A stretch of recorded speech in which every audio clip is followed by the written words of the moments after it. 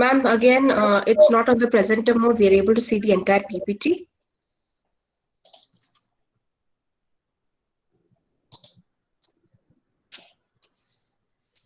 Great, thank you.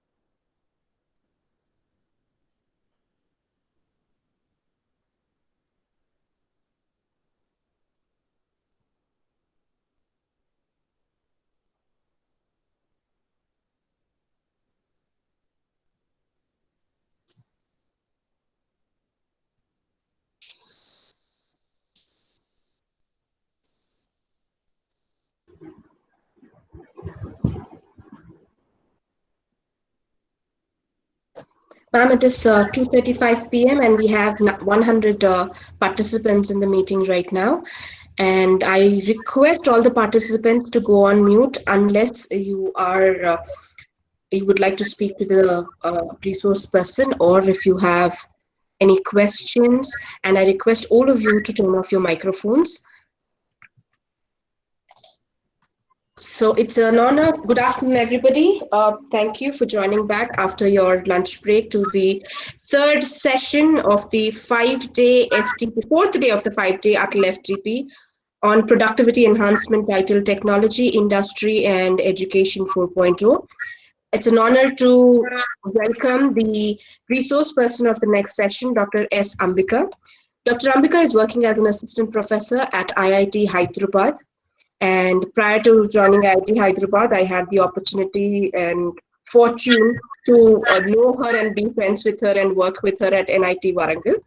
Her research interests include low-cost water and wastewater treatment, design and operation and application, and beneficial resource recovery from industrial waste, and 3R concept in waste management, sustainable and clean technologies and environmental management.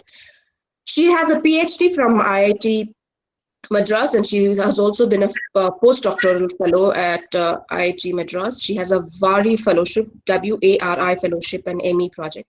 She has worked on over 9 projects, published many books and articles, over 50 of them, and she is actively engaged in research, and it is really it's a really good, I'm really happy to invite you, ma'am. Thank you for accepting the invitation and agreeing to be the resource person in the ATAL FDP. And over to you, ma'am. Thank you very much.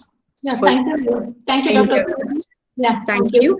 I have just an announcement to make, ma'am, if that is all right. Participants, request you all to please go on mute, because constantly while we're talking there is background noise. Please go on mute and turn off your video cameras. Thank you very much. Over to you, ma'am. Yeah, thank you. So today's topic is COVID pandemic and sustainability.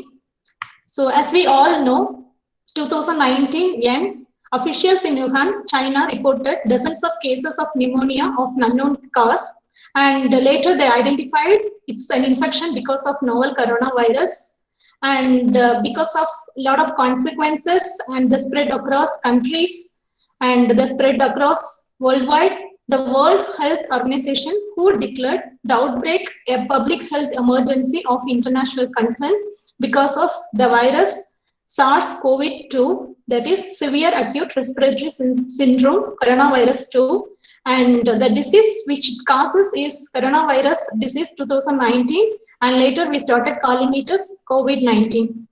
And so 11th March, who declared the outbreak as a pandemic, and worldwide different countries started their social lockdown at different dates to avoid the spread of infection. And in India, the first confirmed case we have it on January 30, and over a period of time, it quickly spreads to 100 people, and then we started having our first lockdown on March 25th. Then we started having our second and third lockdowns, and we had the longest lockdown, and finally at middle of the June, and so that time we have started the unlock 1, 2 and 3, followed by unlock 4 and 5. And so mid September, let me start my point of view.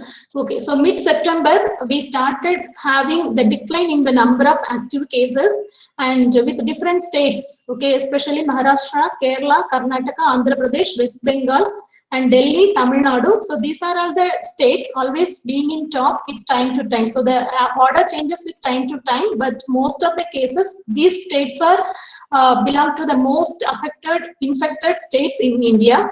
And so this coronavirus is not something new to us. So before itself, we had SARS, which is one of the group of coronavirus.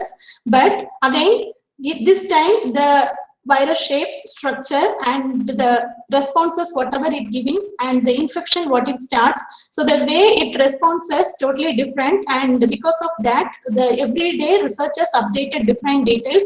So it started with the initial statistics and initial research on coronavirus, and the average of each infected person spreads the infection to another 2 people, and the next 3 statements the researchers may come up with are: coronavirus may last in droplets in the air for up to 3 hours, and coronavirus may last on copper, so the copper surface, for up to 4 hours.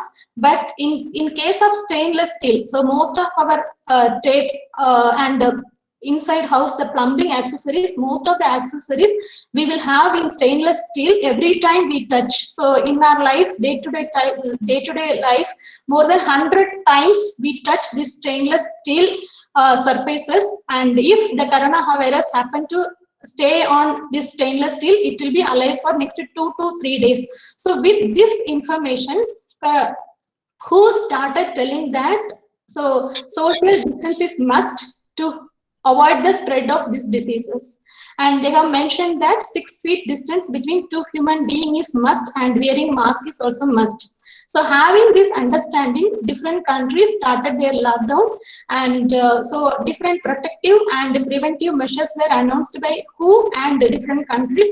So in India also, we have had different sets of do's and don'ts to prevent us from COVID-19 and the protective measures we have to take against the coronavirus. So all talks about new things in our life, which we most of us won't practice. So one is like, so maintain social distance, and the next is about wash your hands with soap and water regularly, which is very new for most of the people in India. So having this understanding, I just wanted to develop the connection between pandemic and sustainability. So as I said, it is about social distance, it is about new life, it is about new pollutants. So every time you are washing with soap, or you are washing with alcohol based sanitizer, finally you are ending up of all the chemicals into our environment back. So one side we wanted to take care of us, protect ourselves from the virus, and the another side to protect the virus, to protect us and to prevent the infection and to prevent the spreading of the disease among the community level, among the social level. We are ending up with using few chemicals in our day-to-day life, so that obviously burden the ecosystem. So here comes the word sustainability. So sustainability can be broadly defined as the meeting the needs of the present generation. So today's needs you can meet without compromising the ability of future needs. Okay, so but in our day-to-day life, what we are doing is we never think about what we need in the future, but we are having enough resources like water resources, mineral resources. air, land. So we are having multiple resources, abundant resources this planet has given to us, but without having the future generations meet and their needs in mind, we are consuming and we are exploiting all the natural resources today itself to meet our present needs. So advanced research, advanced studies suggest to have sustainable development, and it insists sustainable development in every sector, so all over the globe. So the sustainable development talks about development without compromising the ability of future generations to meet their own needs. So we can have the development, but we have to keep the future people in our mind.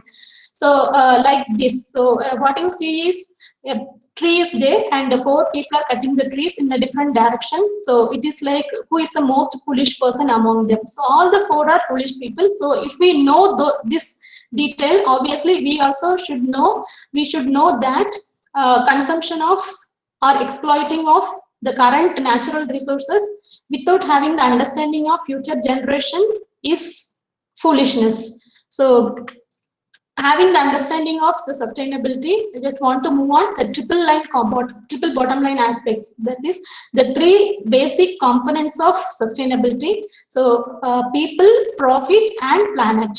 So three P's we call. So many projects, whatever comes under whatever we are having today in our life, it can meet the two components of sustainability. So the third component may be missed out.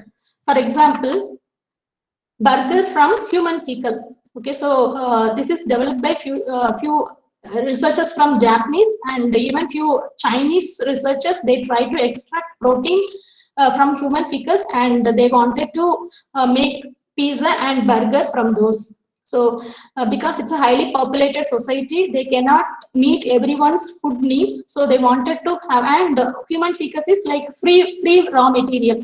So they extracted the protein and they finally make artificial meat, artificial protein, artificial food products. So here, if you see this technology or this new technique, definitely it is environmental friendly and it is definitely profitable because you are not going to invest your money for your raw materials. So everything is free. But when it comes to social acceptance, people won't buy and eat it if they know the background of this technique. So even then it is eco-friendly, profitable. When it comes to social acceptance, it could not meet the third aspect. So we cannot call it as a sustainable technology. And the next is about mining project. So mining, not only mining in our life, if you see from morning to evening, whatever the activities we do, so most of the things comes under this category only. So where people are giving importance, money is giving importance, where the planet is kind of neglected. So for example, here mining project. So gold mining, people are happy with gold. Gold mining is a profitable resource and sector. We all know that. But while doing this gold mining, it end up with a lot of wastewater and solid waste, which is kind of coming back to the planet Earth. So this is not an eco-friendly technique. So this is again, people are accepting. You can get enough economical support from this, but it is not eco-friendly. And the third one, the example is beach house made up of eco-friendly materials. So even then, everyone wanted to have beach house. Most of the people won't have enough money to afford this kind of beach houses. So again, it is kind of planet-wise, because we are using eco-friendly material. Planet-wise, it is eco-friendly, and everyone wanted to live their life in this kind of building. So it is like socially acceptable, but economically not viable. So how can we convert? So all these projects are any project if you take, most of the things they can satisfy either one or two components of sustainability. So either one or two components of sustainability will be left out. So how to convert that projects into sustainable? So for example, this gold mining itself, I am coming again. So if we want to make this gold mining as a sustainable technique, what we have to do is, so the main problem here is the wastewater and the solid waste which is generated during the gold mining process. So what we have to do is we have to find the right solution, right treatment technique, so that you can remove all the pollutants from the wastewater, and then if you allow the water to pass through the nearby ecosystem, then there won't be any problem with the planet. So somewhere we have to compromise somewhere. So definitely it needs more money to invest on to have that solution in practical life. So somewhere we have to do the compromise and to try to compensate the third component also, so that you can make any project into the sustainable project. So having this understanding, so people who are representing the social life, so this about the social component measures the quality of life, and the second thing is about the green factor of any technology, service or business model, which talks about how much of energy goes in, come out, how much it is kind of polluting, and what are all the emissions coming out of anything. So all the three has been covered in green factor of anything, and the third one is about profit, economic health of any business or service or technology. So now if you see, so now we understood what is sustainability, what are the basic three components of sustainability.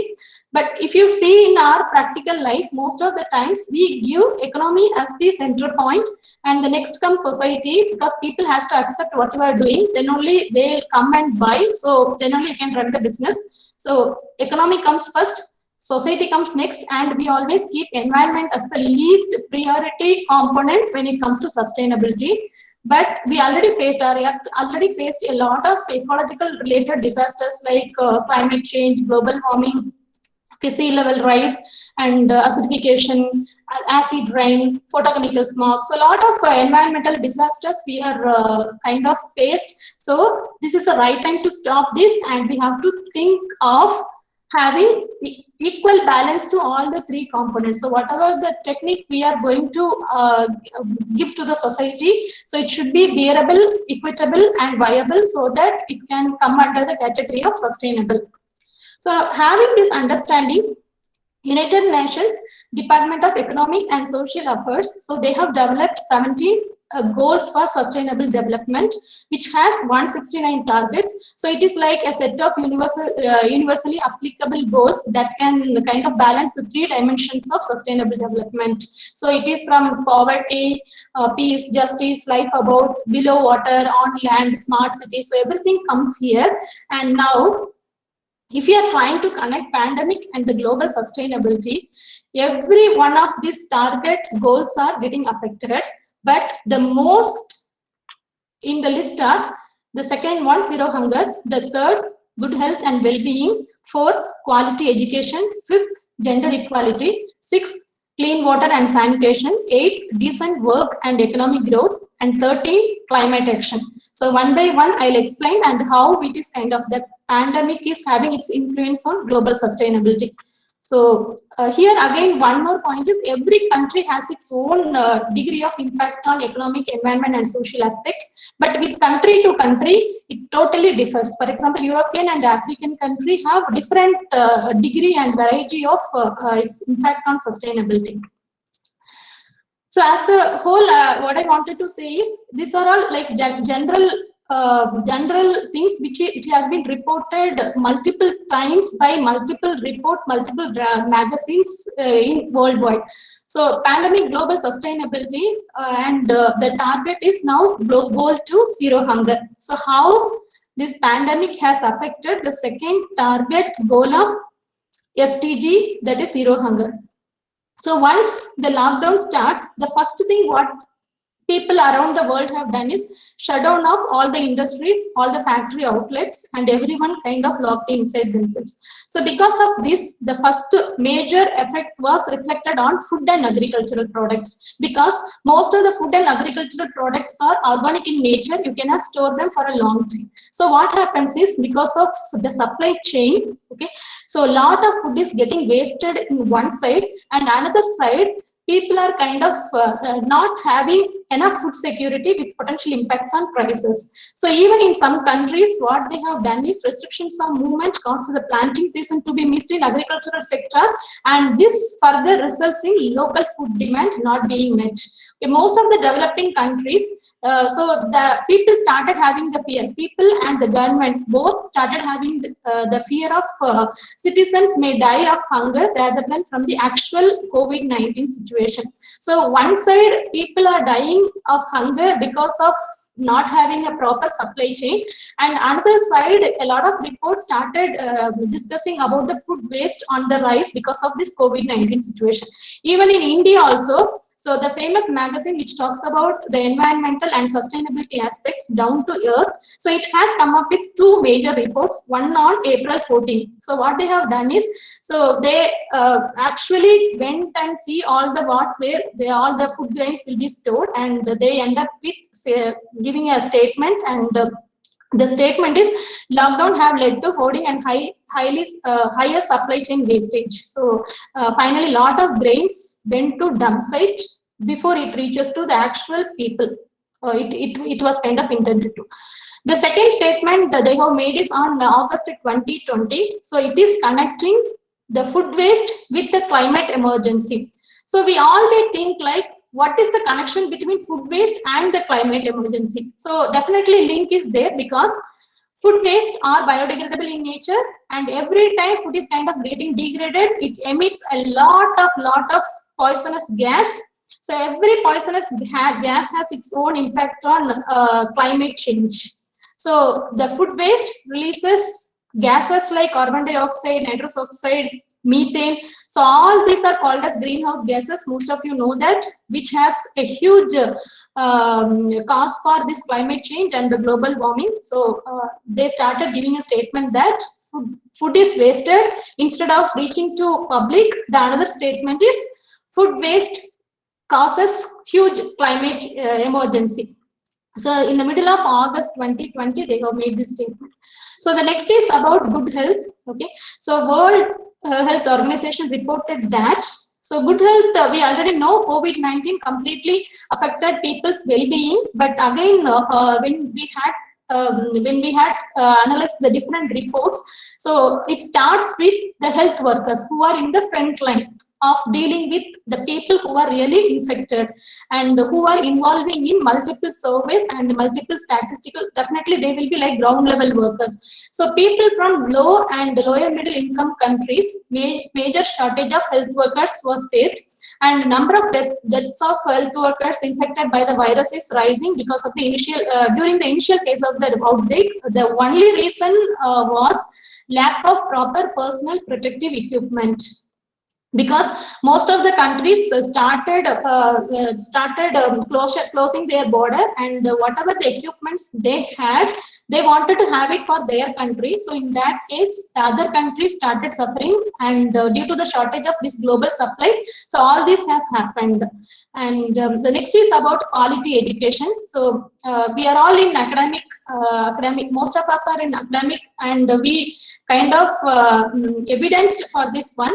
So quality education. So this pandemic has severely affected the quality education, and recently our group conducted one research on student community and teachers community. So I could not show that result because still the result is in analysis mode. So what it says is the research covered the school students from 1st standard to 12th standard, and the different college groups, like different courses from BA, BSc, BTech, master's degree, PhD, and postdoctoral level. So we almost covered the entire student community and the faculty's community, like school teachers versus professors. And the one finding what we kind of observed is school students are kind of having 30% of psychological stress because of continuously attending online classes, whereas the college students, we thought before conducting the survey, we thought school students will be under more psychological stress, but the result shows that school students 30%. And when it comes to college students who are ranging from bachelor's degree to postdoctoral degree, so it is more than 50% because of their regular assignments and so because they are undergoing this semester kind of form of academic schedule. So every weekend they have to spend more time on completing their assignments, and without ebooks, without proper support, without proper gadgets, so they could end up with a lot of psychological stress. So this is what we understood. So around the globe also multiple reports which talks about education, academicians, and all those things. So they have mentioned that about 1.25 billion learners, or around 73% of total enrolled learners worldwide, had been severely affected by coronavirus outbreak. And the another issue they found is, even then, leading technology providers are partnering with governments and institutions to ensure good education and continuous learning process. But most of the communities are disadvantaged, and they don't have enough financial support to access to this digital learning facilities.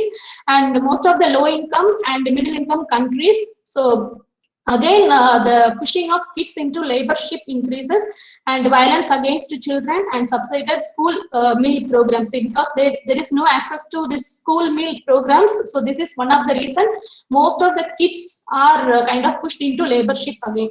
So this is one of the major problem this pandemic caused to our sustainability. And the next one is about gender equality.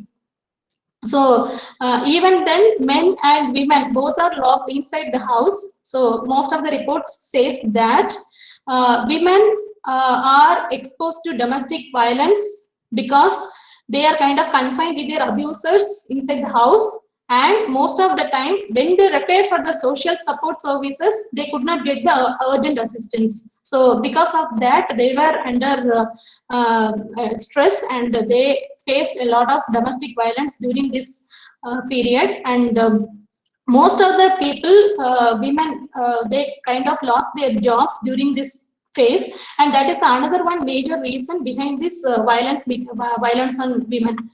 So next is about the clean water and sanitation. So already, so before lockdown or before this pandemic itself, basic sanitation is not affordable by every person in this world. So it is again crucial one. And so who or every country states that frequent washing of frequent washing of your hands is necessary to avoid the spreading of this viral infection. But the truth is, more than 3 billion people across the world, they don't have any adequate access to basic hand washing facilities at their house. And actually they don't have enough drinking water supply also, because of not having well maintenance of many municipal water treatment systems and the pipelines. So one such experience is this spilled oil. Okay, so this happened in Peru. So already that community, Peru community, is facing a lot of issues because of the geographical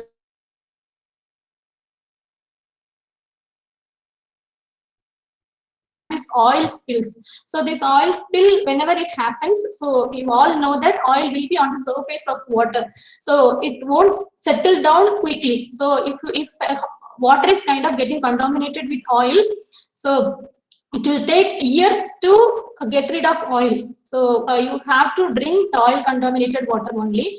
And this oil spill causes multiple diseases because it is having multiple VOCs, which can cause carcinogenic effect on your body. So because of not maintaining the wells and pipelines, the Peruvian jungle people, they started experiencing around 14 oil spills from the beginning of the pandemic. And so the government instructed that particular company to provide food and water to that person, to that community.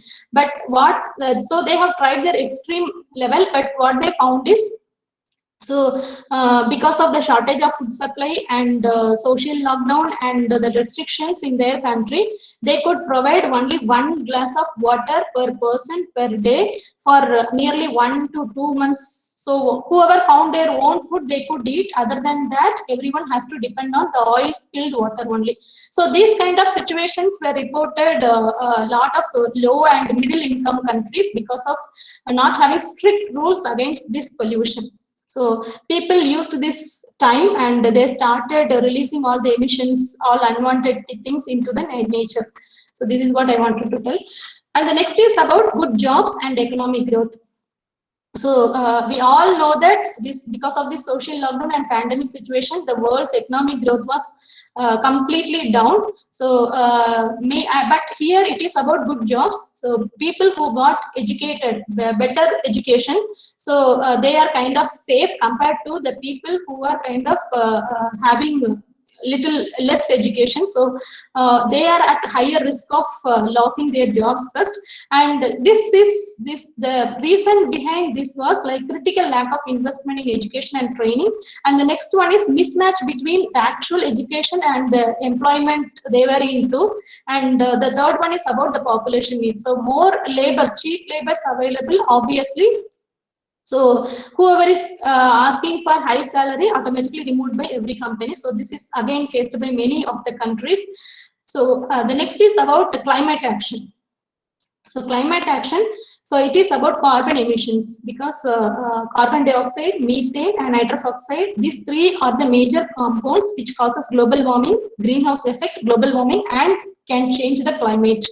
So this one, so this year carbon emissions are dropped up to 5%. So if you can see a big heavy drop in April. So this is like different sectors. So this is like carbon emissions from fossil fuel. So fossil fuel accounts around 80% of carbon dioxide emissions, and these carbon dioxide emissions are the reason behind climate change. And because of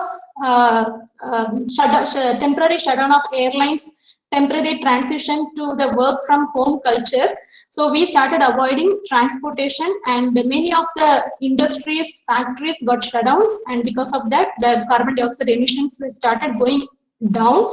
And April it reached its least. So for example, what happened is in airlines, so this is the world passenger traffic evolution from 1945 to 2020. So if you see, it is continuously increasing. So even then we kind of faced, the world kind of faced difficult situations like oil crisis, Iraq war, Gulf crisis. A lot of crises happened, but 2019 it reaches its peak. And if you see 2020, almost 60 to 60% decline in world total passengers was observed in 2020. And because of that, what happens is not only the traffic, it causes huge economical decline in air environment. It is about the other things also. For example, tourism. So tourism also, they could find a huge drop in profit, and the trade and the global economy also faced a lot of dropping their profit because of this air traffic reduction. So this one is the estimated impact on revenues by region for 2020. And if you see, the blue shows, this blue shows the European and this region. So this region topped in that. So around 91 to 92 billion US dollars revenue, it was kind of lost because of this pandemic situation. Followed by that, this portion, area and Pacific region, around 88 to 89 billion. US dollars revenue it lost during this pandemic situation. So the other regions also almost faced the similar number. So pandemic started, and it started affecting the economy, environment and the social life because of even one source. So this is again because of this airline related traffic reduction, it reflected in multiple things like, so this is the total reduction, and in that the distribution goes to different sectors. So household equipment, hotels, restaurants, package holidays, clothing, footwear, because we all know that whenever we go for a trip, definitely we go for shopping. And so shopping, again, if we going out, definitely we take food from outside. So in the same way, if we are traveling to another country, so that country's tourism department makes some revenue out of us. So everything got stuck and everything shows declined profit. So now we understood the overall overview of pandemic and its impact on sustainability, and what are all the main targets it affected in the sustainability development goal. So now I'm an environmental engineer, so I just want to highlight few points which is related to environmental sustainability. So when it comes to pandemic and environmental sustainability, two aspects are there. So one is the influence and impact of pandemic on environmental sustainability. The another view is influence and impact of environmental sustainability on pandemic. So both has its own influence and impact on the another aspect. So we will see that one. So before going into that, I just wanted to tell the three different components of environment. So we all know environment is having three components. One is air. So air includes the atmosphere, the air, and the microbes and whatever is available in the air ecology, atmospheric ecology. And the next is about water environment. So water environment, in the sense, it covers freshwater ecosystem, saltwater ecosystem, and frozen water ecosystem. And the third is about soil environment. So soil environment, it talks about land environment and the related flora fauna. So why I am having this slide is, so now we are going to talk about the coronavirus and its interaction with environmental sustainability. So before that, I just wanted to tell how this coronavirus looks, and this size really matters for the discussion. So once the world understood that the disease is because of a virus, all the scientists, mostly the biology people and microbiology people, they are very curious in taking the imaging of this virus. So this is the first viral image was taken, which is isolated from a human body. So these blue dots, all these blue dots were COVID-19, that coronavirus, and this is again coronavirus. So then they come up with this one. Over a period of time, they could isolate more number of viruses, and this transmission electron microscope, so we call it a STEM image. So this STEM image could take this 50 to 200 nanometer scale virus. So this virus is nanometer sized, just below the micron size. Okay, so 0.2 micron size. So micron size, why I am highlighting here is, most of the air environment, in air environment, we have particles. We call it as particulate matter. So that particulate matter size will be around 2.5 10 micron scale. So these particles can stick, these viron particles can stick on the particulate matter which is available in the air mass. So this is how the discussion started on whether this coronavirus can be airborne or can it spread through air environment. So the next step is about human body and coronavirus. So again, they could take different images. So this image shows that this coronavirus is around 10,000 times smaller than the width of the human hair. And the next one, it is the first picture, which shows that virus is coming out of a dying kidney.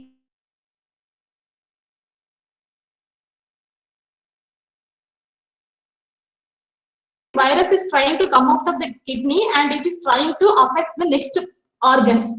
So if in this case, so if it can come out of the kidney and started affecting the another organ, obviously it could come out of the actual person's body and it could spread the disease to another body. So this was the conclusion, and so that actual research has been done on inoculated coronavirus into human bronchial epithelial cells of lungs. And they have examined this for 96 hours using scanning electron microscopy. So here what they understood is, over a period of time, this could come out, this virus could come out of human lungs through the nasal. And so whenever that person coughs or sneezes, obviously this could come out and it could it could be accumulated in the air environment. So how much frequency it could come out, that much spread it can make, and that much transmission it can make, and it can infect multiple people according to the frequency and the acceleration it could give. So now we understood that coronavirus can come out of human body and it can spread through air, or air can be the medium for its spread. So in air also, so between one person to another person, we are having air and a different environment. So this different environment are kind of under monitored, and these factors are considered for further study. So one parameter was temperature. Every living organism has its own comfortable temperature, and to an extent it can acclimatize, but over a period of time, if we increase the temperature, obviously any microbe will die or come to its inactive state. So this is what they wanted to understand in the coronavirus case also. So will the temperature increase make this virus inactive or not? So next is about air transmission. Can this virus make air transmission?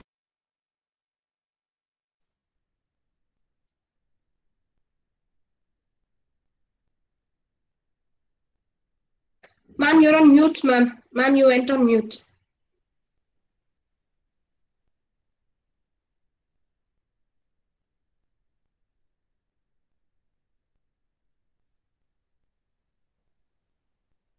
Okay, which slide? No, ma'am, just a second ago. Just a few seconds ago. Okay.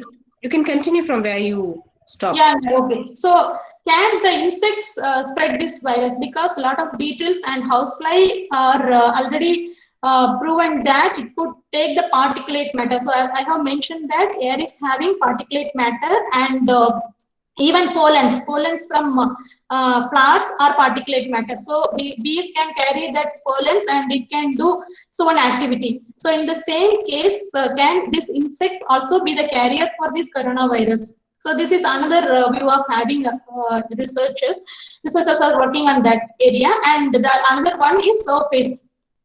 So surface, in the second slide itself, I have mentioned that when it comes to stainless steel, it can be alive for even 2 to 3 days. But when it comes to copper surface, it will die, or it will come to inactive mode within 3 to 4 hours.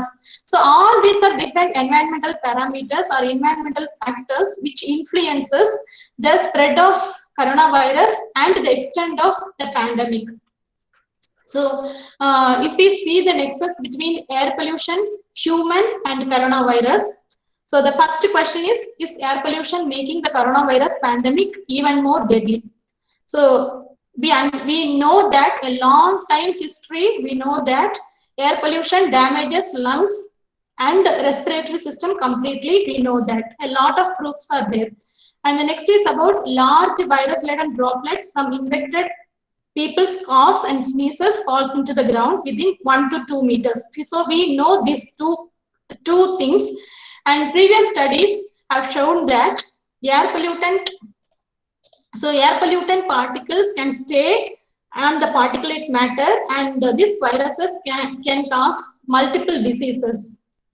So experts are not sure when it comes to coronavirus. So whether these tiny airborne droplets can cause coronavirus infections, or it needs another one carrier. So a lot of arguments are still going on in the scientific world, but definitely it must not be ruled out without proper evidence. But one thing they could solidly tell is reducing the air pollution can cause both climate change and COVID-19 risks. And the dirty air increases the risk of respiratory problems that can be fatal for coronavirus patients. So what it means is, one person, if he is already kind of infected with multiple respiratory problems, obviously this coronavirus can make it into fatal. So in detail, if we see, so this is a possible enhancement of viral transmission to stabilized human exhalation on particulate matter. So this particulate matter will be available in the air, before this coronavirus comes itself. So this particulate matter mostly will be in micron size. So 1 micron or 2.5 microns to 10 microns. So more than that, it will settle down. So because it is in the micron scale, it will be like colloidal particles, and most of the time it will be in suspended condition. Suspended condition means it will be in the air.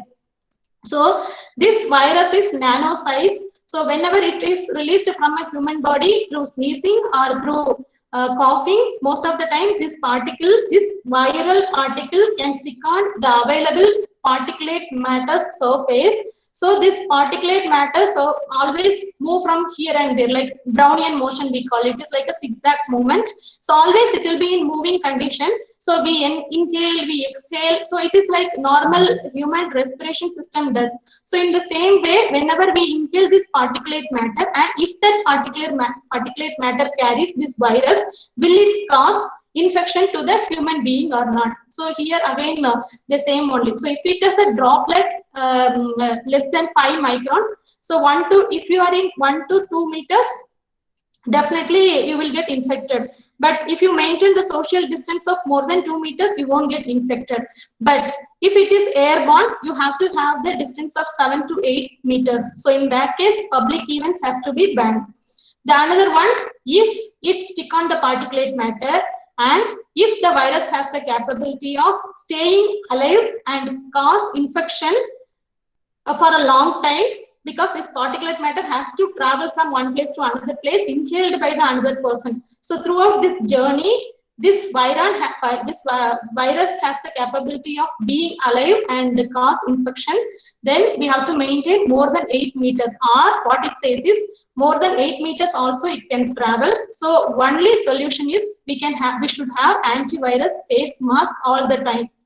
Okay, so all these details maybe when it comes to research statement, it looks like in-depth science details, but practically when we think about this, all these are influencing the pandemic time and the spreading, the community spreading, and to what extent we have to have the protective measures and the preventive measures, and what are the changes we have to do in our policy. And so all these things are completely decided based on all these researches. So already people understood that air pollution may be a key contributor to COVID-19 deaths. 80% of deaths across 4 different countries. So this study was done in Italy and England. So they have chosen 4 highly polluted and populated region, and they have conducted the study, and they understood that more than 80% deaths are because of the pollution. So already people are getting affected by the pollution, and this coronavirus again enhanced the problem. Okay. So in the same way, many countries the air quality level was improved much better compared to before lockdown, and because of that it saved multiple lives. So that also people are living, people have stated. So, so multiple studies has been conducted by multiple universities all around the world. So at Harvard University, they found that a direct link is there between air pollution and COVID-19 death rate. The next is about Europe. So London, they have UK, they identified that the same only. So they could not come up with the proper assessment, but they could find the correlation between air pollution and the death rate. The same was found in England also, and Italy also they could find, because Italy only they have conducted the actual study. Around 4 cities they have selected and they have conducted the study. A similar kind of studies were conducted in China, and around 120 Chinese cities were analyzed how this air pollution is changing over a period of time, and because of that the spread is in which direction, and which direction it is kind of having more, and in which direction it is kind of getting reduced. What is the correlation between this air pollution and the spread of the disease? So all this they have analyzed. In a similar way, in India also, one statistical analysis has been done by one research group from USA. So they have compared the data from New York and India. So Delhi data they have taken, and they have done the statistical analysis, and they also come up with a positive correlation between air pollution and the number of infection rate. Okay. So this was one of the observation which states that air pollution or the environmental sustainability also has the impact on pandemic. So next is impact of pandemic on air environmental component. So air environmental component, if it is kind of getting polluted, the being fatal is having high chance. So in the reverse, because of lockdown, because of pandemic situation, it shows positive impact on air environment. So even in India also, so planet as a whole experienced a drop in air pollution. So Spurti, so up to what up to what time? 2:32, 4, right? Correct. Yeah, okay, yeah. So the whole planet experienced dropping air pollution. So the major reasons are shutdown of factories, industries, and drop in transportation. And we have passed multiple anthropogenic activities, definitely burning activity, and few other activities which releases unnecessary emissions which can cause air pollution. So air quality was kind of continuously deteriorated across the country since 1990s, and in 2017. So 90% of population was estimated to be exposed to unhealthy levels of ambient particulate matter 2.5. So this is a report from Central Pollution Control Board in India. So, and the air quality during this lockdown, so within 15 or 16 days itself, they could identify a lot of improvement in air quality, and so especially carbon dioxide, nitrogen oxides, and ozone and particulate matter, because these four are the major parameters or major emissions which causes the secondary ecological damage, which we are going to see in the next few slides. And so main reason was found to be declining transportation. So we in our group we have done one study.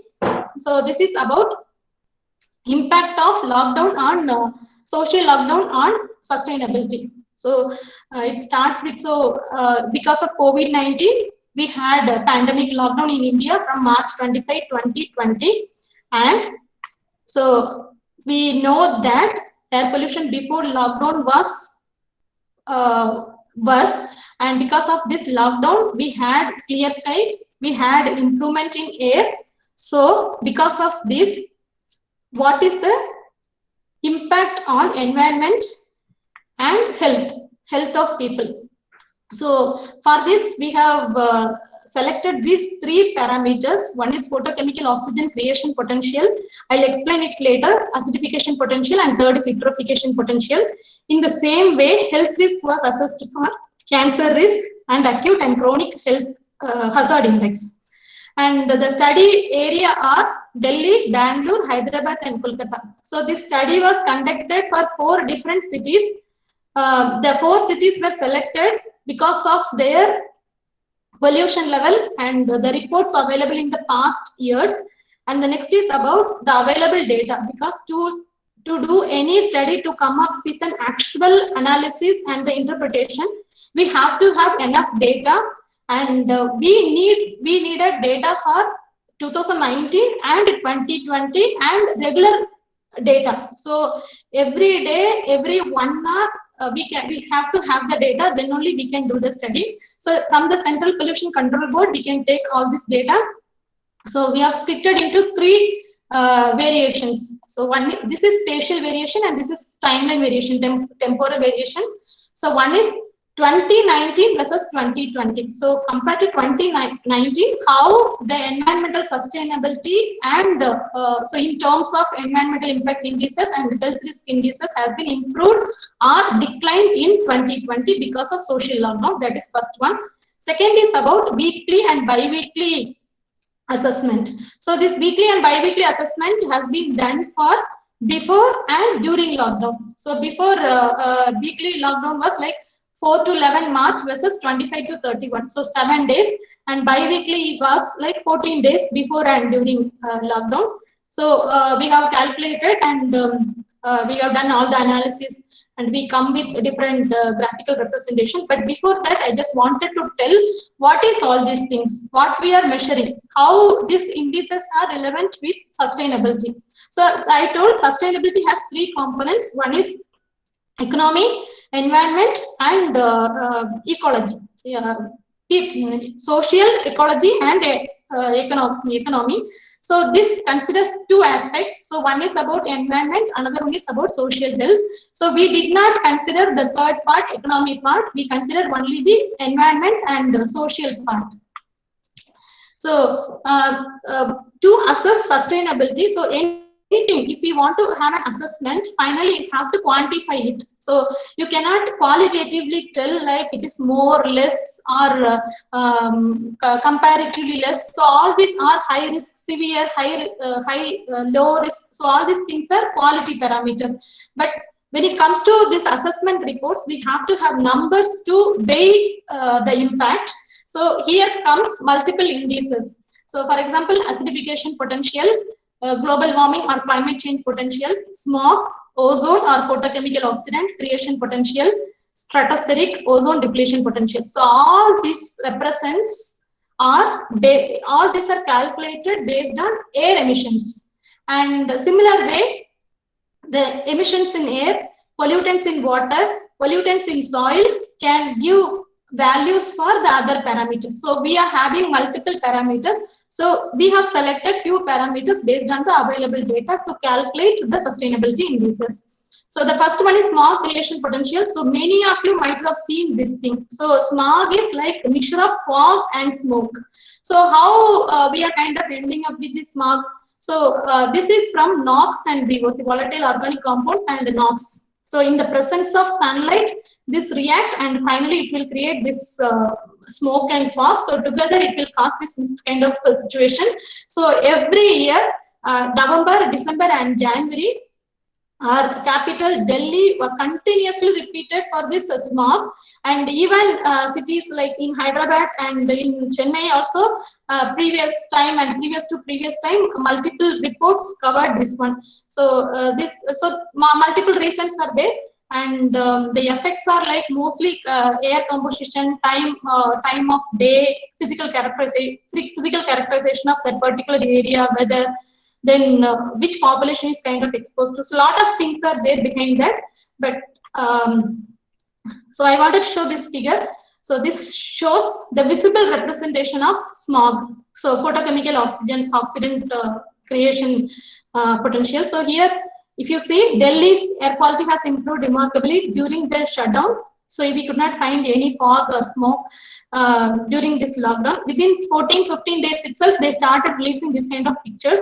And Lucknow is another city on the top 20 world's most polluted city. So there also visibly they could see the difference between previous year and this year. So this is 2019 figures and this is 2020 photos.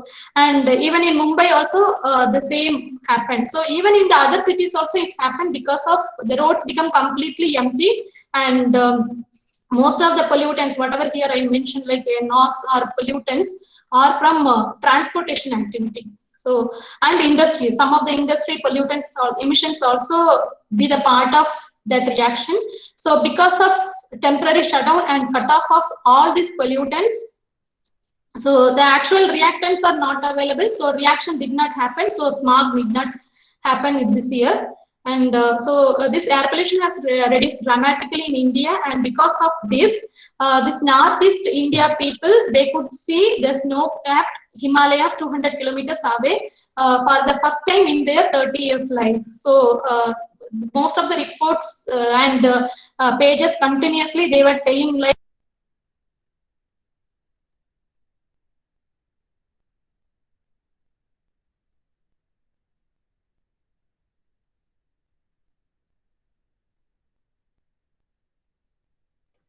Ma'am, you went on mute again. I believe we cannot hear you.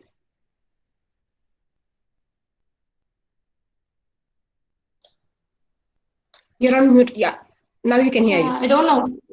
I'm pressing on button. I don't know if mute. Okay. I think this one you might have heard, right? Yes, ma'am. Just 2 seconds and then I announced. Okay. So this So Delhi residents kind of reported that this is the first year they could see clear, bright blue sky, and why they could not see in the previous years, sir? Because of the reaction. So pollutants are available, and in the presence of light, they kind of react within themselves, and they end up with smog. So visibly, you can see smog, and the smog will make everything blur, and so because of that, lot of issues. It will end up with a lot of consequences. Like most of the time, the flights will be cancelled, and we can end up with a lot of traffic jam in our capital. So all these were kind of reported in the previous year, which was not in this year. So only reason is we cut down the source. So we source minimization we have done. So we did not have enough reactants to have the reaction. So that's it. So next is about smog creation potential. So because of that, what is the problem? Okay, smog is created. So will it cause any problem? So first one is our social life. So if it creates any issues for our traffic regular life, then definitely it will have the impact on our life. So next is about, it can end up with a lot of respiratory related issues, and it will aggravate lung function and asthma related issues, and it can cause vegetation damage because it will severely affect the incoming solar radiation. So most of the vegetation needs enough solar radiation, and because of this smog, agricultural activities or the plants won't get enough sunlight to do its photosynthesis activity, and because of that we end up with lesser yield. The another one is it may cause some eye related issues also. So this one we have included because of these details, because every year Delhi will be the part of the smog creation ecological disaster. And the next is about eutrophication potential. So eutrophication potential can happen in through two ways. One is like through airway, another one is through water. So here we have considered only the air. So eutrophication is if any water, fresh water system, if it has more nutrients, so it will end up with algal growth, and over a period of time, this algae will grow faster than the oxygen consumption rate of that particular water surface. So the organisms or the flora fauna which is below line of this algal bloom, they cannot get enough sunlight, and because of that it will start dying, and so entire condition will become septic, like so fresh water becomes septic condition, so because of high nutrients. So this is again a problem, and so here if you see, this is river Yamuna, so you can see a lot of surfactants. So this surfactant, the source mostly is from our washing machine, because our washing machine's outlet will be connected to sewer system, and if it is treated in this domestic wastewater treatment system, so most of the municipal wastewater treatment system, they the treatment units whatever they are having, they are not intended to remove surfactants. So after the treatment, the water will be allowed to pass through nearby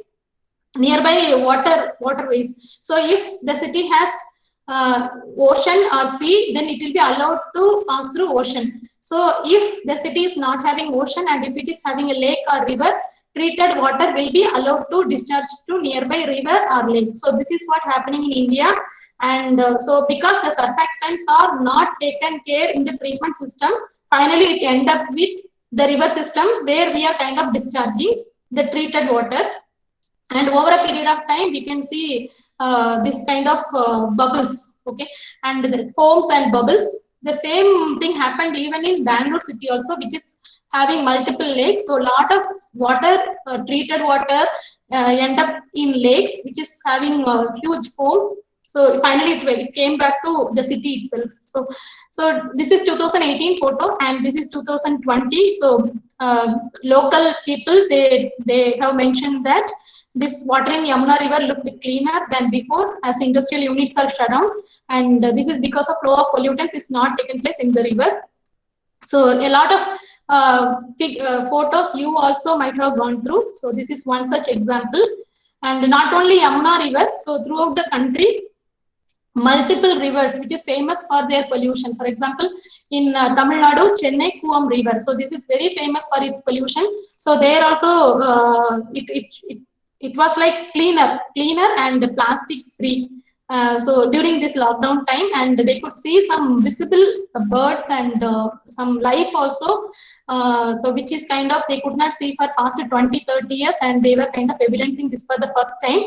And the similar way, our country's major polluted river, Ganga. So Ganga also, the water quality started improving because the source is cut down. Okay, so a lot of industries around the area, they kind of discharge their effluent into Ganga river. So it is having high BOD and COD, which we call it as biological oxygen demand. So more oxygen it consumes, finally all the oxygen will be consumed, and the water will be in septic condition. So because the effluent were cut down, we could see clear water, or the quality got improved over a period of time during this lockdown because of the industrial shutdown. And the next is about the meeting point, the Sangam of Ganga and Yamuna could be seen after a long time. So this was also reported by the local reporters in a magazine. So many multiple good things has happened during this lockdown when it comes to environmental sustainability. So this eutrophication potential has its severe impact on mostly aquatic life and foul odor, and you cannot use that water further because it is in septic condition, so it is toxic to the human. And the next is about acidification potential. So acidification potential, we are releasing gases like sulfur dioxide, nitrous oxide, ammonia. So whenever rain happens, these gases will react with rainwater and it will be converted to acid. And when it reaches the earth, so it will completely, so what if acid falls in our skin? So skin will be immediately burned. In the same way, the earth surface also getting affected because of this acid layer. So if we have buildings, if we have vegetation, so this acid rain will have huge impact on those region, those particular ecosystem. So again, organisms, plants, buildings, these are the most infected ecosystem when it comes to acidification potential. So next part is about health risk assessment. So here in our study, we have considered two things. One is acute toxicity and another one is chronic toxicity. So acute toxicity is if we are kind of exposed to, then immediately we die. The maximum time will be 14 days. Example, coronavirus. So if we are exposing ourselves to coronavirus, within 14 days we will get the infection and the consequences we have to face. The another one is chronic toxicity. So it is like a longer term exposure will end up with chronic toxicity. For example, particulate matter. So particulate matter, it will be available in the air all the time. So the more the particulate matter you inhale and exhale, over a period of time, our lung will store, it will lose its capacity to cleanse every time. So lungs will be accumulated by multiple particulate matter, and it will end up with a lot of issues. So like kidney stone also comes to chronic toxicity. So here we have done studies for acute toxicity, chronic toxicity, and cancer risk for different age groups. The cancer risk calculation is entirely different for different age groups. So 0 to 2 infants, it will be totally different, and 16 to 70 years, it is different. So 0 to 2 years, if you see, their food will be most of the time, it's mother's milk. So a lot of things will vary, and their body weight will be very low, so that the risk, potency of risk will also be more. Ma'am, sorry for interrupting. Yeah. Ma'am, this is to announce that the attendance form has been posted in the chat box. Okay, thank you. So this is the first graph we end up with. So pandemic and air pollution in India. So we could clearly see. So this is like ups and down. So most of the time, Sunday evening, Monday morning, we will have huge emission, and it will be like ups and down. And before they are going to announce, so people come to know that we are going to have lockdown. So a lot of transportation activity happens. So we end up with a lot of air pollution. And 25th is the lockdown. So, but in our country, some of the states, they have announced the lockdown around the 22nd, 21st itself. So you could see the drastic air pollution decrement from around the 24, 25 itself. And this has been reflected in indices also. So this is about chronic and acute indices, and this is about cancer risk. So you could see, so till here it was like here, and after this 25th, it could come down, and so this has been done for Delhi, Bangalore, Hyderabad, and Kolkata. So here, so Delhi, Bangalore, Hyderabad, and Kolkata, and here all the parameters: photochemical oxygen potential and oxygen creation, ozone creation potential, acidification potential, eutrophication potential, cancer risk, chronic health hazard, acute health hazard. So this has been, so this is the comparison data of 2019 versus 2020. So 2019 is in orange color, 2020 is in blue color. So almost in 90% of the graphs, it shows that 2020 has huge decline compared to 2019. And the next is about the comparison data again. So this is about monthly average, weekly and bi-weekly average. So you could see the air emissions, air pollutants are vulnerable to cause cancer risk. Okay, so almost in every city, the cancer risk is in peak, and followed by that acute. Okay, so immediate response. The third comes chronic health index. Okay, so but the difference you can see before, that is 2019 versus 2020. Again 2020 becomes very less, and even weekly comparison before and during lockdown, bi-weekly comparison before and during lockdown also, you can see distinct difference. And now I am going to show the GIS maps for Hyderabad city, how it was before lockdown, how it was during lockdown. Okay. So Hyderabad city, it's the fourth most populated city in India, and it generates huge amount of toxic particulate matter because of its multiple industries. Lot of industries are around Hyderabad, in and outside of Hyderabad, and it is one of the rapid urbanization development happening city. And we can have, you can see huge transportation activity. So all this end up with one of the most carbon polluted city in India. And so this is the difference between 2019 and 2020 in Hyderabad. So actually these are still under review. So I'm just showing a part of the study. Okay, so this is 2019 data. So how we have to interpret this? So the map is same 2019-2020. And this is for acidification potential, EP, POCP, acute hazard index, chronic hazard index, and cancer risk.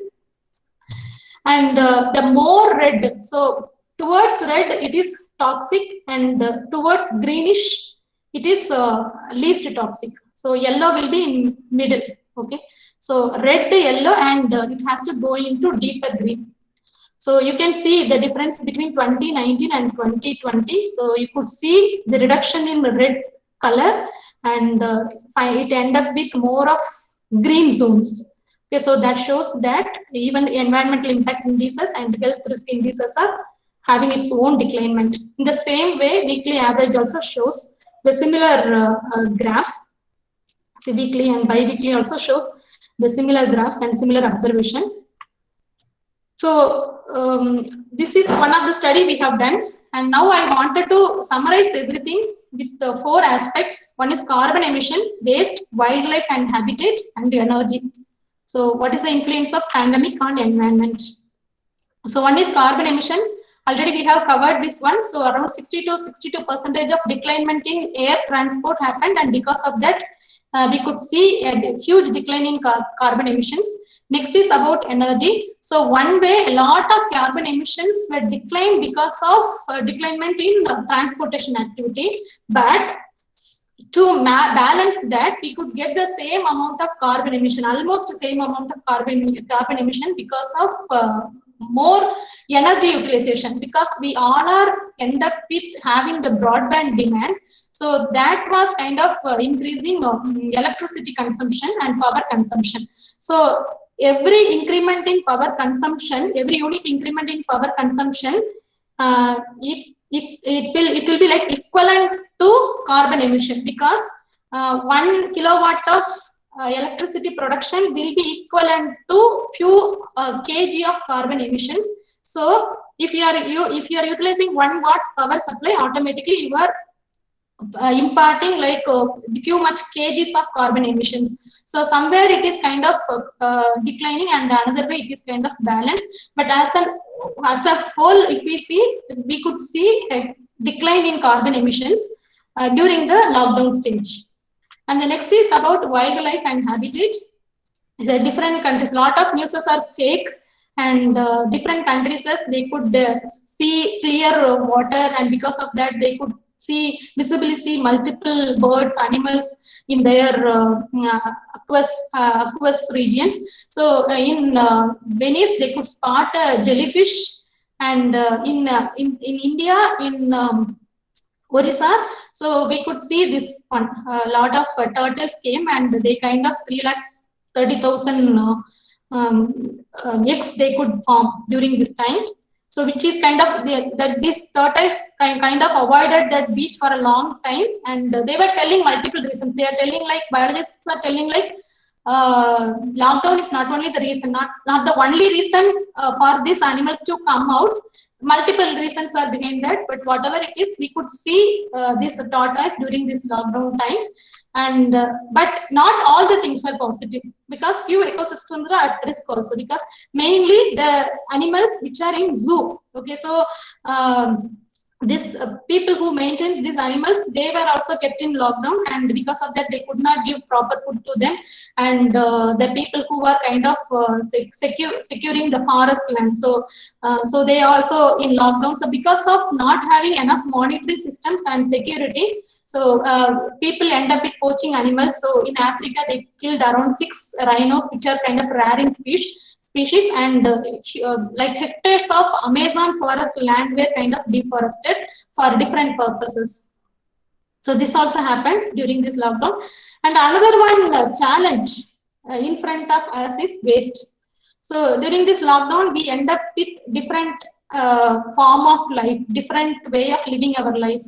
So one example is like now if you go to any restaurant, they are kind of giving only plastic bags. So in between, lot of protests, lot of ban was there against these plastic bags. But now everyone is preferring plastic bags, and no one wanted to reuse it again. And the plastic cup, a plastic plate. So we end up with more of solid waste. The another one is medical waste. So now, so this is one figure which shows. So generally, these oceans will have multiple plastic waste. So along with that plastic waste, this person could find out this many masks in that seashore area.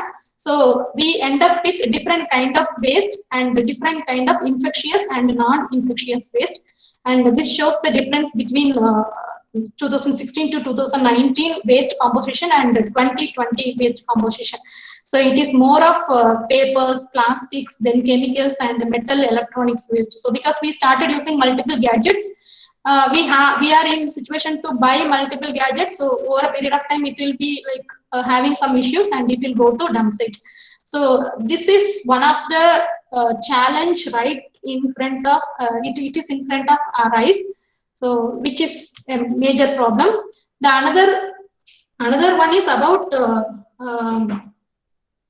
so one is about packaging, and another one is about medical waste. So these two are under the major problem of managers who are dealing with waste.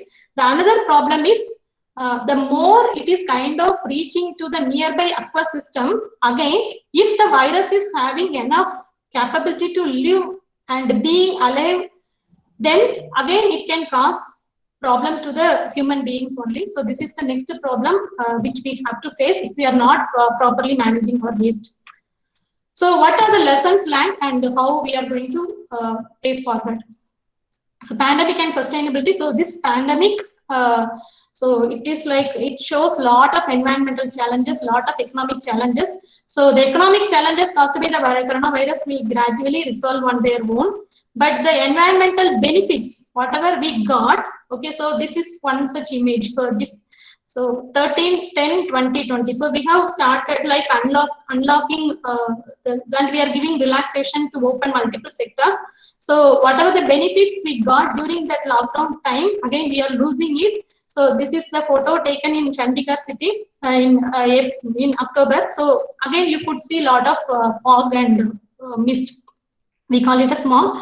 So just we could enjoy the benefits for a few weeks. Okay. So and the another point what we are observed is, if a lockdown could do this many changes within weeks, why not the government could do for decades? And the another one is, we have to take enough data, and all this data has to be properly filed, and all this has to be converted into policies so that we can have a better environment, so that we can go towards the sustainability. Okay. Yeah. Thank you. Madam, can I ask one question? Yeah. So, what are the action plan we are taking for sustainability related to e-waste? Because industries e-waste and solid waste management, and also these two things also in the solid waste means the plastic waste, and rest of the municipality waste, everything will come across that. Yeah. So this is the that means Okay. this is very important topic. What are the action we are taking, and what are the takeaways from the Okay. government of India for implementation holistically across the country? Is there Okay. anything idea? Okay, so your question is about solid waste, e-waste and plastic waste. So solid waste, already we have a rule, like we have rules on how to manage the waste, and how to generate, how to collect, how to segregate, and how to manage the waste. So solid waste management in our country, we are doing it for a long time, but we can't tell it as it is in a sustainable way, because we have some systems like we can make it manure out of solid waste. So we can have multiple things, but not encouraged in the past years. But if you see in the like past 5 or 6 years, multiple campaigns are about, not about the managing the waste. It is about reusing and recycling the waste. Okay, so how to minimize the generation of waste, so that we have to have only a lesser amount of waste to manage with. So source minimization becomes one of the step action plan already government has initiated. And the second is about segregation of solid waste. So whenever we are generating solid waste in our house level itself, we are having 3 bin system, like green, red. So we are dealing with biodegradable, non-biodegradable papers, and other things will be in the third one. So there itself we could segregate, again it can be reused or recycled. So this is already there for solid waste management system, so that a huge amount of waste can be avoided to the dump site. The second question is about e-waste. So e-waste in our country, truly speaking, we don't have proper statistical data about how much e-waste we are generating in our country. There is no data, state-wise data. There is no national-wise data. So in the past 2-3 years, you could see, if you see grant agencies project titles, most of the time the thrust areas are on e-waste. So the statistical analysis of e-waste and quantifying e-waste itself is a bigger project many people are doing now, and there is no policy for e-waste management strategies.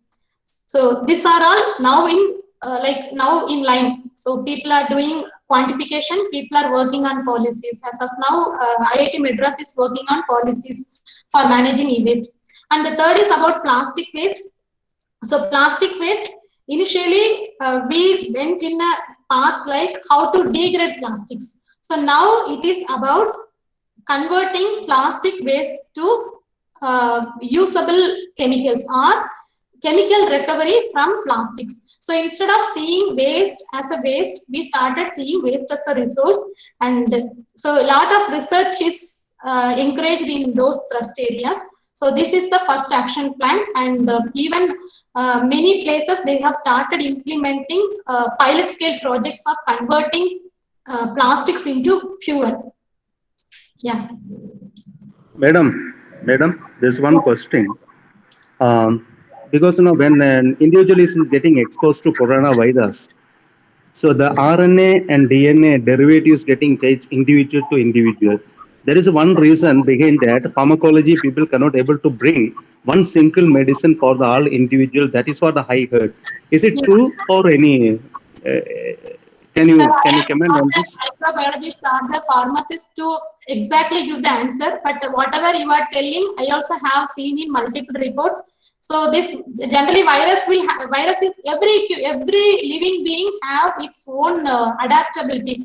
So during it tries to acclimatize to a particular situation, automatically it will change its features. So it is for human being, it is for animals, it is for microbes. So now because we are worrying about virus, uh, we are focusing more on that RNA and RNA formation because virus has only RNA. So I am not an expert to give exact answer to this question. So only the people who works on, especially the microbiologists and the healthcare people who works on this, they only could give the answer. So let us wait for some more time so that we can get the right answer. Thank you, madam. Thank you. Madam, one more thing that in this COVID situation pandemic, lot of biomedical waste is generated. So, is there any rules for biomedical waste reuse, recycle, or any technology now at present available to disposal of in proper and sustainable way? And one Okay. more thing, one more question. Suppose that e-waste, suppose some models, some implementation of sustainable disposal of e-waste through any collaboration, any that is government of India initiative, any such type of initiative, as per your understanding or your awareness, so Okay. that we can. Okay. So what's your first question? First question is about biomedical waste management. Okay, so biomedical waste management already we have rules. So this coronavirus may be new, but our hospitals and our healthcare system already got exposed to multiple virus. So we have proper management systems for dealing with biomedical waste. Because these biomedical wastes are infectious in nature, we don't want to take any risk. So encouraging the reuse of biomedical waste is never practiced in any of the countries. So they are worrying about complete killing of bacteria, or we should be completely free from pathogenic microbes, whatever is alive or inactive stage in that bio waste. So that is what our bigger worry. So we have incinerators. So whatever biomedical waste any hospital generate, they will keep everything in incinerator, and it incinerates all the waste into 800 to 1000 degrees Celsius. So it will kill all the pathogenic microorganisms, and even needles and everything will become ash. So finally, if you are like tons of waste will go inside, and finally we will get kgs of ash only. So everything will go as air emissions. So here, if we talk about sustainability, two aspects: one is health and another one is environment. So if we are talking about health, definitely we have to be free from infectious waste, otherwise our society will be under risk. So, and the next is about release of air emissions from incinerator. So this release of air emissions also can cause secondary health infection, but priority is for the direct health infection, which this microbes or pathogenic organisms can cause to human beings. So considering that as a priority one, we always go for incinerator, and a lot of upgradation and research are there on incinerator for its upgradation to release its air emissions. So with the least air emissions, how can we get the same performance? So next is about e-waste. So I could not see any government agencies work on resource recovery from e-waste, but I know one of the private sector, they are doing it for more than 5-6 years. but I don't remember exactly. So, but I know what they are doing. So, what they are doing is they are collecting e-waste from multiple places, and they are trying to. So, they are following different methodologies to extract precious metals from e-waste. So, every e-waste will have precious metals like gold, tungsten, titanium. So their concentration is only on precious metals recovery from e-waste. But the way they are using to recover this material is mostly acid. So if you deal with acid, then again you cannot tell it's a sustainable way. So because they are running it as a business, for them it's about money. So if they are getting an economic profit, they are going with that, and they are getting enough raw material supply. Like e-waste, they are getting in a very cheaper way. So they are doing it for a long time. But I can't tell it's a sustainable one. Madam, in India, any such type of infrastructure available for my understanding? That's a That's what I'm telling. So one person he is doing, but he is doing in a small scale level. So he is having around 7-8 labors, and he is trying to extract precious metals from e-waste. which In Nagpur, one entire market is about this e-waste. So they are collecting this e-waste, but again they are not doing anything with that. It is not coming to reuse. So when we try to involve in a project where we have to quantify this e-waste, so how much of computers are coming, how much of desktop is going to dump site. So we understood that that is the right place to start with, but we could not complete because of lot of practical issues. any somebody Madam, good some afternoon. Madam, good some afternoon. If you give permission, should I submit one information to the professor who is asking the question? My name is Dr. Deendayal. Yeah. Yeah, there is a company called Sahesh Zero Waste Company in Bangalore who manages e-waste management. I know from my information. Thank you very much. Yeah, thank you. Okay, madam. Thank you. Exactly, madam. Some webinar I have attended, but I have not recall from Hyderabad or something. Some company just launches like that. Some tool. So that's why I hope maybe you are aware about this thing. That's why. Okay, actually in Bangalore, one more, I don't know about what company you are talking, but I know one company, they kind of initiated the process. Then they have done all the field study. So even they have started with talking all the scrap shops. So the people who collect the scrap, segregate it and sell it. So from them they have started the study, and what they found is, so we are having a good recycling system already in our and already in our system itself. We are having a good segregation and recycling units. So there is nothing to do with the business. So that is what they are understanding. But it is a new information that Bangalore has a company on that. Thank you. Okay, madam. Nice interaction. Thank you for your information. Thank you. Thank you. Yeah, Dr. Ambika, madam. Yeah. Madam, I really appreciate you that at the early stage of your career, you have such a good knowledge, and also very nice presentation is there. Thank So you. I just wanted to add one thing over here is that we have something called the reverse supply chain management. Hmm. Reverse supply chain management. Hmm. So in case of this electronic and electrical waste, if that policy is designed properly, how it should go back to the source of production, all this waste can be recycled. So then it will be a great to reduce the carbon footfall or even the environmental pollution. So I just wanted to add on it. There is also called energy audit or economic impact of the environmental pollution. So those things also can be carried out. But as you rightly pointed out that there is no stringent punishment to this symptom. That if anybody violates it, what it is there. So like in foreign countries, we have a stringent rules and regulations which prohibits even jail terms also. But in India we do not have. Could be that is the reason. But nevertheless, as a responsible citizen from our side, simply what we can do is that we can simply dug up the waste and dump it. That's all we can do as of now. So that's what I wanted to add over here. And congratulations for a very good presentation, madam. Thank you. Thank you. Thank you for your inputs. Yes. Madam, any research work going on in area on solid waste or waste management or any municipal solid waste like that? Some any research work is going on? So, are you asking that am I doing any research about me? Yes. So About I work on I had a few experience working with few industrial waste. So one is like when we have this manufacturing units, they end up with a lot of waste. Found we call it as foundry sand.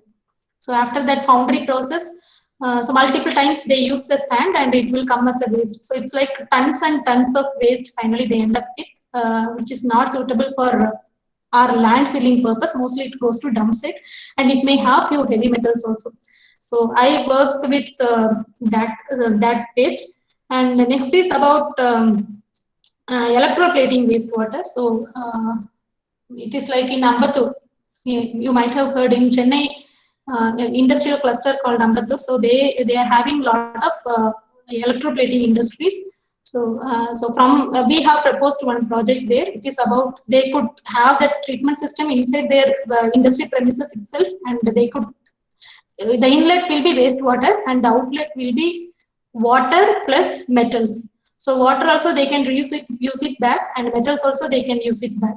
So that is another one, and so few other projects also I have handled. It's more of industrial waste. So I mostly work on water and wastewater treatment techniques, about photocatalysis, sun-based treatment systems, then yeah, the environmental material, low-cost treatment systems. Madam, one more question. If you are working water and I am suppose really sorry to interrupt you, Rashmi Ranjan sir. I would request you to direct your questions, Dr. Ambika, if that's all right with you. Yeah. Would it be all right if he can write to you with his questions? Yeah, so I just show my email ID so that if you have any questions, you can ask me. And I just wanted to make one announcement, if you allow me, Dr. Sure, Spooky. please, ma'am. Yeah. So IIT Hyderabad, every summer and winter vacation, they are expecting interns, and they used to have a call for interns. So if you are having a university, if you are associated with an university, and if you have students, bright students in the second year, third year, then you can send and you can ask them to apply to different professors. So we are very happy to guide them. And another one is, if any students wants to do their final year project and master's project, so in that case also students can approach us. And if your institute belongs to TechCube, then IIT Hyderabad offers TechCube Institute students for a paid internship. So IIT Hyderabad will pay for their internship period, and they have to have the internship under IIT Hyderabad faculty's guidance at least for a month of time. So please spread the news to your students, ask them to apply. Thank you, ma'am. That's a great opportunity, in fact, to a lot of students around. I request all the faculty members to keep this in mind and do let your colleges and administration know of the opportunity that IIT Hyderabad is providing to all the engineering students in the country. Thank you, ma'am. With that, I really would like to thank you for a wonderful presentation, for your patience in patiently answering the questions, and for taking us through the entire gamut and situation that we are all in for the last 9 months, and instilling hope in us as to how we can get out of it and how normalcy is going to be normal again in our lives. So thank you again for your time. Thank you for accepting our invite to be the resource person in this session. We look forward to having more of your sessions in the future and meeting you sometime soon. Thank you again for your time and your insights. Thank you. Thank you for the invitation and opportunity, Dr. Spurti. Pleasure as well. All So, right. Can I leave? Yes, ma'am. Please feel comfortable. Thank you. Thank you. Bye. Have a good day, ma'am. So that brings us to the end of the session. Thank you very much for being great audience. Should you have any questions for Dr. Ambika specifically, you can direct them to Dr. Ambika. You can just go to the website and direct them. Thank you. Rashmi Ranjan sir, I will share the details with you again on the WhatsApp group. one more question I can ask, but you told sufficient. Sir, it's Only just one. So please write to her. I mean, she's pretty friendly that way, because both Ambika and I worked at NIT Warangal. So you can direct the questions to any of our resource persons, not only Ambika, everybody that has been on the FTP Okay, as nice. resource persons, write to them, please. Thank you. Great. Already So, 4 days gone. A lot of engagement and everything is going nicely. Tomorrow thank is you, last sir. day. Thank you very much. Thank you. I know for today. So there are some announcements that I wanted to make today. One important announcement is that all the information that we would like to share with you, be it PPTs, be it additional material that you're receiving from the resource persons, or be it the links to the recordings that we are going to upload on the YouTube site or AICT portal. All the links will be shared in the WhatsApp group only, because the mailing list that we have created has about 280 people, with hardly 120 joining every day the sessions, and it went up to 140 today. So your attendance will be marked tomorrow, because I checked with AICT. The update from AICT is that the attendance can be marked for all 5 days at once. Rajeshwari madam, the attendance link has been shared multiple times. You just need to scroll up. If you just joined the meeting, then probably there's something that we need to be worried about. No problem, I'll share it with you again. But we're also cross verifying this information with the data that we are downloading from the Google Meet site. So please be informed that if you have attended the sessions, there's nothing under the sun that you should be worried about. So don't worry about this. The Google form that we are sending is just to ensure that nobody is missing out of the list, because of the fact that they could have joined from somebody else's phone or another device with a different name on it. So that being said, thank you again for your patience. I'm stopping the recording now.